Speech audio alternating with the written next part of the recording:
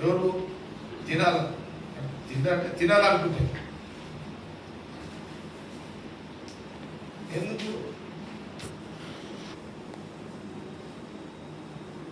ఈ 1,00,000 కోట్లు వచ్చినోడు, నెలకు కోట్లు వచ్చినోడు, రోజు 1,00,000 వచ్చినోడు కూడా ఒక ఇడ్లే తింటున్నాడు, గుడ్డ పెట్టే తింటున్నారు.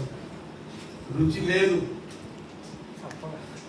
సప్పగా తింటున్నారు. పైసలు సప్పగా తింటున్నారు. మీరు కూడా అదే తింటున్నా గాంధీవారి మీడియాలో కూడా.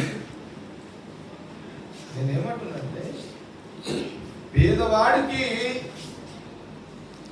పేదవాడి నమ్మకం ఏంటంటే కాంగ్రెస్ గవర్నమెంట్ ఉంటే హ్యాపీగా ఉంటుంది, మంచిగా నిద్రపోవచ్చు, టైంకి మంచిగా తిండి వస్తుంది.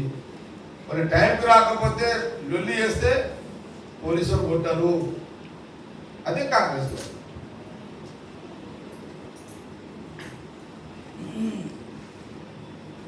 అందుకే ఒక్కోసారి కాంగ్రెస్ గవర్నమెంట్ రాకపోయినా ఆ ఓడగొట్టినప్పుడు మళ్ళీ కాంగ్రెస్ అరే అనవసరం ఓడగొట్టినాం కదా, కాంగ్రెస్ ఉంటే మంచిగా నిద్ర పోవచ్చు, ఆకలి అయితే టైంకి తిండి దొరుకుతుంది, టైం లేట్ అయితే డొల్లి చేస్తారు, వాళ్ళే పంపుతారు. ఇవన్నీ అంత స్వేచ్ఛ కాంగ్రెస్ పార్టీ. కాబట్టి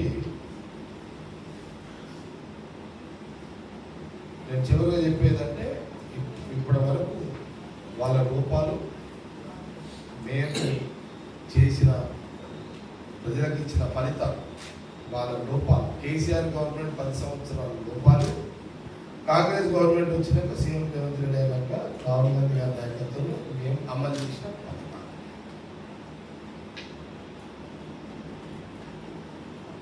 దీని మీద డిబేట్కి మీ ఫ్యామిలీ రెడీ అయితే మా కాంగ్రెస్ పార్టీ ఫ్యామిలీ రెడీ.